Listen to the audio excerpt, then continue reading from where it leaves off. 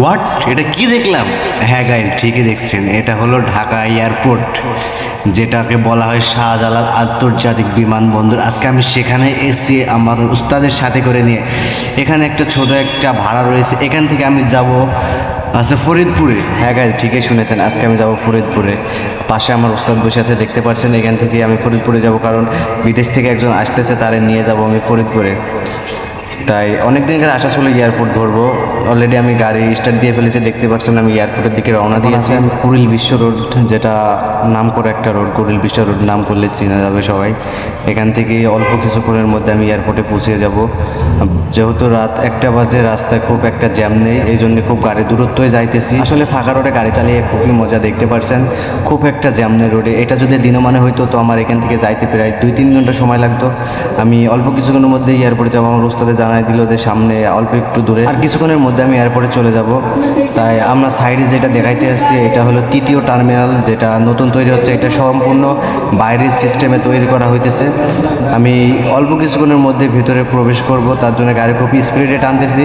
Already দেখেন আমি ভিতরে ঢুকে পড়েছি। সামনে যেটা দেখতেছেন, এটা হলো শাহজালাল আন্তর্জাতিক বিমানবন্দর। খুবই সুন্দর, না দেখলে বোঝা যাবে না। আমি সামনে যাব, গিয়ে গাড়িটা পার্কিং করব, করে হচ্ছে গিয়ে আপনাদেরকে নিচ থেকে একটু ভিডিও করে দেখাবো জিনিসটা কেমন লাগে। তার জন্য আমাকে সামনে আরও আগে যেতে হবে। খুবই সুন্দর জায়গা। আমার প্রথম আসা এয়ারপোর্টে, সর্বপ্রথম এয়ারপোর্টে আসলে নিজেকে খুব ভালোই লাগে। তার উপরে গাড়ির নিচে ড্রাইভিং করে আসতেছে, আরও একটু ভালো লাগতেছে। আমি গাড়িটা পার্কিং করব, সামনে যেয়ে পার্কিং করে একটু গাড়ির থেকে নিচে নেবে আপনাদেরকে সুন্দর করে সাইডটা ঘুরিয়ে দেখাবো। তার জন্য আমি আর একটু সামনে যাওয়া লাগবে। আর একটু সামনে গেলেই আমার গাড়ি পার্কিংয়ের জায়গা চলে এসছে। আমি যাইতেছি, যেহেতু প্রথম ঢুকছি তো রোড চিনতে ভুল করতেছি, এই কারণে উস্তাদে মাঝে মধ্যে একটু গরম টরম দেয়, ওটা কোনো ফ্যাক্ট না।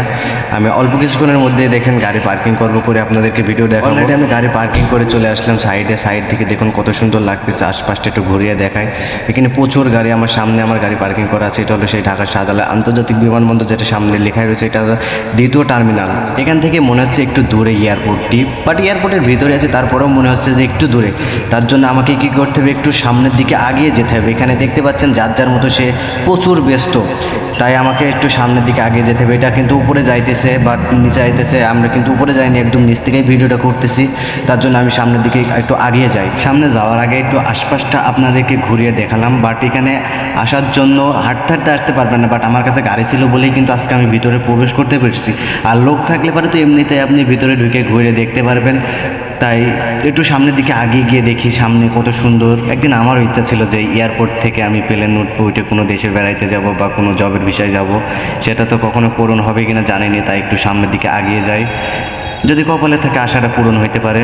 ওইসব বাদ দিলাম, একটু সামনেরটা যাই, যেহেতু ভিডিও করতেছি, ভিডিও মন মতো করি। গাইজ, যত সামনে যাচ্তেছি তত আমার ফিলিংস বাড়তেছে। মনে হচ্ছে এখান থেকে একটু বিমানের টিকিট মিকিট কেটে জায়গা বাইরের দেশে, কিন্তু ভুকাজে যায় তো লাভ নেই। আমার এখানে লাগবে পাসপোর্ট, ভিসা, এসব তো আমার কাছে কিছুই নাই। ভুকাজে এসব আশা করে তার লাভ নেই। তা না, যা করতেছি তাই করি, মন মতো করে একটু সামনের দিকে আগিয়ে যাই, গিয়ে একটু ভিডিওটা ভালো করে নিই। আমি সামনের দিকে গিয়ে ভালো করে ভিডিও নিই। দেখতে পাচ্ছেন ঢাকা শাহজালাল আন্তর্জাতিক বিমানবন্দর দ্বিতীয় টার্মিনাল এটা।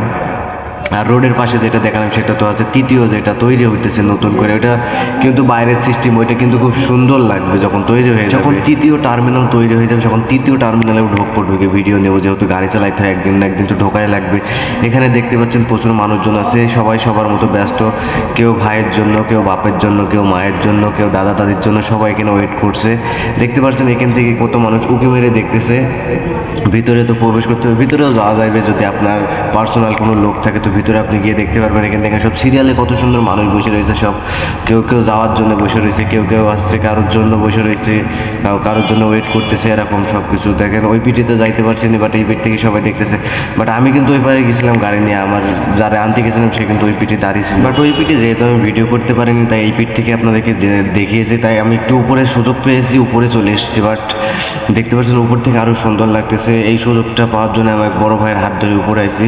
বাট আজকের ভিডিওটা এই পর্যন্ত। যদি ভালো লেগে থাকে লাইক করবেন, শেয়ার করবেন। পরবর্তী ভিডিও দেখার জন্য আমার সাথে দেখুন। পরবর্তী ভিডিও আসছে পদ্মা সেতু নিয়ে একটা ভিডিও। আসসালামু আলাইকুম বন্ধু।